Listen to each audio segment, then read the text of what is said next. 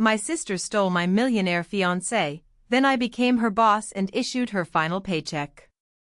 The air in my office felt unusually still that Tuesday afternoon, a stark contrast to the usual vibrant hum of our tech startup. Sunlight streamed through the floor-to-ceiling windows, illuminating dust motes dancing in the air, seemingly oblivious to the seismic shift about to occur. Briar sat opposite me, her signature designer handbag perched carefully on the pristine white table, her expression a mix of casual indifference and subtle irritation. She had arrived late, as always, for what she believed was a routine performance review. Her lips were pursed, her foot tapping an impatient rhythm beneath the table. She seemed entirely unaware that her world was about to shatter, that the very person she had dismissed and humiliated years ago now held her professional fate firmly in her hands. I simply watched her, my expression calm, my voice steady as I picked up the single, slim folder lying on my desk. This was it. The moment I had once thought unimaginable was finally here. I was about to issue Briar's final paycheck. To truly understand this moment, you need to step back in time, back to a life that feels like a dream and a nightmare all rolled into one. I was Elara, a dedicated, detail-oriented project manager who, for most of my life, had put the needs and desires of others before my own. This wasn't a selfless virtue as much as a deeply ingrained habit, especially when it came to my younger sister, Briar. She was 3 years my junior, a whirlwind of charisma and perceived fragility, always finding the easiest path, often at my expense. Our childhood was a tapestry woven with Briar's dramatic emergencies and my quiet sacrifices. My allowance often found its way into her latest fashion obsession, my study time was frequently interrupted by her urgent need for help with a school project, which I invariably ended up doing, and my accomplishments were often overshadowed by her more flamboyant, albeit often manufactured, successes. I loved her, of course. She was my sister. But there was always a quiet ache, a sense that I was constantly giving, and she was perpetually taking. Then came Thane.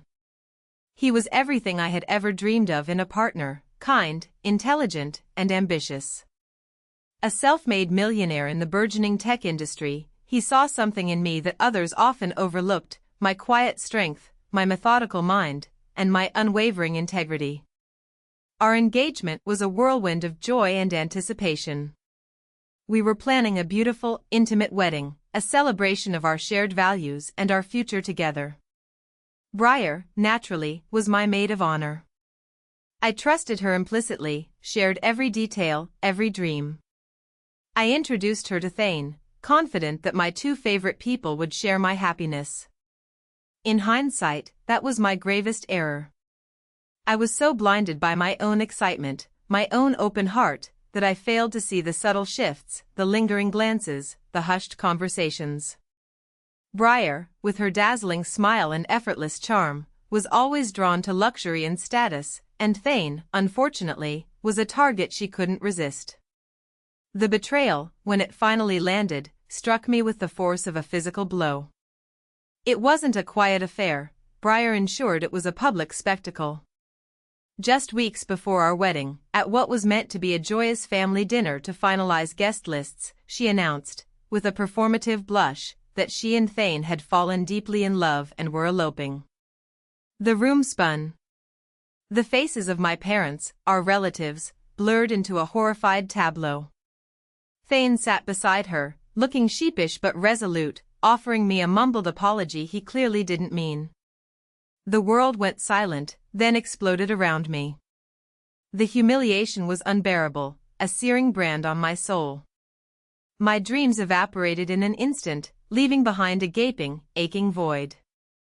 I walked out that night, leaving behind not just a fiancé and a sister, but a lifetime of assumptions about love, loyalty, and family. The Elara who walked out of that restaurant was utterly broken. But something else walked out with me that night, a quiet, burning resolve. I had spent my life putting others first, building their dreams. Now, it was my turn. The heartbreak was a crucible, forging a new strength within me. I took my grief, my rage, and my profound disappointment, and I channeled every single ounce of it into my career. I worked relentlessly, driven by a quiet fury and a clear vision. I enrolled in advanced coding courses, networked with industry leaders, and poured my meticulous project management skills into my own venture, a startup focused on AI-driven data analytics. My secret weapon wasn't a person or a hidden tactic, it was my unshakable work ethic, my capacity for self-learning, and my commitment to ethical innovation. I built my company from the ground up, brick by painstaking brick, ensuring every foundation was solid, every process transparent. I wasn't just building a business, I was rebuilding myself, piece by shattered piece, into something stronger, more resilient, and utterly independent. I rose through the tech industry not by charming my way to the top, but by sheer grit, undeniable competence, and a product that genuinely solved complex problems. While others focused on flashy presentations, I focused on tangible results.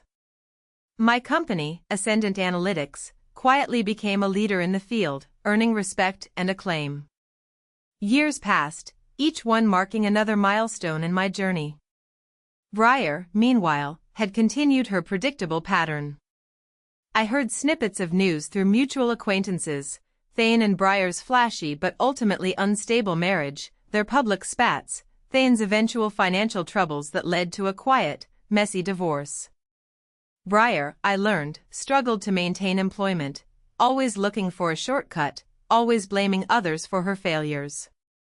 Her resume, I later discovered, was a masterpiece of selective truths and inflated achievements. Then came the unexpected twist of fate that brought our paths crashing together once more. My head of HR approached me about a new hire for a mid-level marketing position. The candidate's resume, on paper, was impressive enough. The name, however, sent a jolt through me, Briar Hayes. I remember staring at the document, a flicker of the old pain, but quickly replaced by a detached curiosity. She hadn't used her married name, Thane's name. She was just Briar Hayes again. My first instinct was to reject her application outright. The thought of her working under my roof, in a company I had poured my very soul into, was unsettling. But then, a different thought took hold. This wasn't about revenge, it was about professional integrity. If she met the qualifications, and if she could contribute, then it was my duty to consider her, regardless of our past. I also knew, deep down, that this was an opportunity to observe, to understand, and perhaps, to finally close a chapter. I gave the go-ahead, with a quiet directive to HR to ensure all credentials were thoroughly vetted. When Briar arrived for her first day, she recognized me instantly, her face a mask of shock that quickly morphed into a forced, overly enthusiastic greeting. Elara. Oh my God, is this your company? How amazing. She fluttered her eyelashes, a performance I knew intimately. I simply offered a cool, professional handshake. Welcome to Ascendant Analytics, Briar. I expect the same high standards from everyone here. The subtext, for me, was clear, there would be no favoritism, no shortcuts. Her past would not define her employment, but neither would it shield her from accountability. For months, Briar navigated the corporate landscape of Ascendant Analytics with her usual blend of superficial charm and underlying incompetence. She was late for meetings, missed deadlines, and frequently attempted to take credit for the work of her colleagues. She would spin elaborate tales to explain away her shortcomings, always deflecting blame, always seeking to manipulate situations to her advantage. Her attempts to charm me, her big sister, into overlooking her mistakes were particularly transparent. She'd bring me coffee, offer unsolicited compliments, and even try to share confidences about other employees, clearly hoping to curry favor. I maintained a professional distance, observing her, documenting every instance of unprofessional conduct. My team noticed too. They came to me, quietly expressing their frustrations with Briar's lack of contribution and her disruptive behavior. They saw the truth of her character, a truth I had known for years. My plan in motion wasn't about setting her up for failure, it was about giving her every opportunity to succeed within the ethical framework of my company, and letting her predictable patterns lead her to her own inevitable conclusion. I watched, silently, as she dug her own professional grave, utterly oblivious to the quiet power I held. She still saw me as the nice sister, perhaps a bit of a workaholic, but ultimately someone she could still manipulate if she tried hard enough. She couldn't have been more wrong. And that brings us back to my office, that quiet Tuesday afternoon.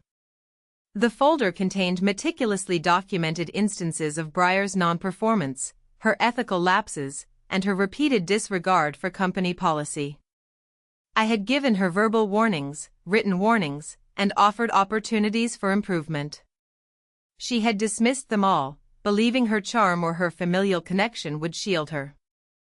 "Briar," I began, my voice even, "this isn't a routine performance review. This is about your employment with Ascendant Analytics." Her casual indifference evaporated, replaced by a flicker of confusion, then annoyance. "What do you mean, Elara? Are you finally going to promote me? I've been working so hard on the new campaign, it's really coming along beautifully, I cut her off, gently but firmly. "Briar, your performance metrics have been consistently below expectations. Your attendance record is poor, your project submissions are routinely late and incomplete, and there have been multiple confirmed instances of you misrepresenting data and attempting to take credit for other team members' work. We've also had several complaints regarding your conduct with colleagues." Her eyes widened, her carefully constructed facade beginning to crack. "What? That's ridiculous. Who told you that?" "It's all lies, Elara, they're just jealous. You know how people are." Her voice rose, taking on a familiar whiny tone. "You can't believe them over me, your own sister." I paused, letting her words hang in the air, a stark reminder of her manipulative past. My gaze was steady, unwavering. "This isn't about belief, Briar. This is about documented fact. Every instance has been thoroughly investigated and verified. We have a clear code of conduct and performance standards here. You have consistently failed to meet them. Therefore, I pushed the folder across the desk towards her. Your employment with Ascendant Analytics is terminated, effective immediately. This folder contains all the details, including your final paycheck and information regarding your severance and benefits." The color drained from her face. Her jaw went slack. She stared at the folder as if it were a venomous snake. "Terminated? No. You can't do this. I'm your sister. You owe me. After everything Thane and I did for you, falling in love and letting you off the hook. Her words finally triggered a subtle shift in my demeanor, though my voice remained controlled. "What you and Thane did for me has absolutely no bearing on your professional conduct here, Briar.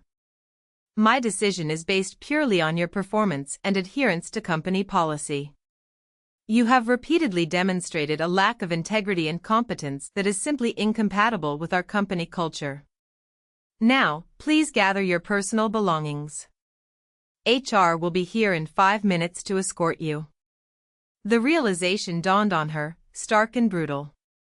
The power balance had irrevocably shifted. I wasn't just Elara, her older sister she could endlessly manipulate. I was Elara, CEO of Ascendant Analytics, and her boss. She looked around my expansive office, at the awards displayed on the shelves, at the bustling tech campus visible through the windows, and then back at me. There was no charm, no manipulation, no begging left in her. Just raw, unvarnished fear and a flicker of something that looked like dawning comprehension, not of my vindication, but of her own utter helplessness. She rose slowly, her movements stiff, and without another word, began to gather her things, a defeated shadow of her former self. The fallout was swift and decisive. Briar was escorted out by HR, her attempts at dramatic farewells ignored by the professional, unyielding staff. Word spread quickly through the company, not of a personal vendetta, but of a firm decision based on legitimate grounds. Employees who had suffered silently under Briar's ineptitude felt a quiet sense of relief, a validation of the company's commitment to fairness and performance. Outside the company, news of Briar's termination from Elara's company eventually reached the wider professional circles. Her reputation, already fragile from her past professional missteps and her public divorce from Thane, was now irrevocably tarnished. I heard through the grapevine that Thane, who had since started a smaller, less successful venture, was struggling himself and had expressed regret over his past actions, a sentiment that did little to move me. My focus was elsewhere. In the months and years that followed, my life settled into a rhythm of peace and profound satisfaction. Ascendant Analytics continued to thrive, expanding into new markets and pioneering innovative solutions. My leadership was recognized, and I found genuine fulfillment in building a company based on the very principles Briar had so carelessly discarded: integrity, hard work, and genuine collaboration. I no longer carried the weight of past betrayals. The void in my heart had been filled not by a person, but by purpose. I learned to trust my instincts, to value my own worth, and to build relationships based on mutual respect rather than one-sided sacrifice. Briar, I heard, struggled to find stable employment, her history of job hopping and poor performance making it impossible for her to secure a reputable position. Her life, much like her character, was one of continued instability and unfulfilled potential. What I learned through this arduous journey, and what I hope you take from my story, is this: true power isn't found in manipulation or in tearing others down to elevate yourself. It's found in the quiet, relentless pursuit of your own potential, in building something meaningful with integrity, and in letting your actions speak louder than any words. Sometimes, the greatest revenge isn't a fiery confrontation, but a cold, hard lesson delivered from a position of absolute, unassailable strength. Channel your pain into purpose, nurture your resilience, and trust that the universe has a way of balancing the scales. When you build yourself up with unshakable integrity, you create a foundation so strong that no past betrayal can ever truly shake it, and you become the architect of your own unwavering destiny.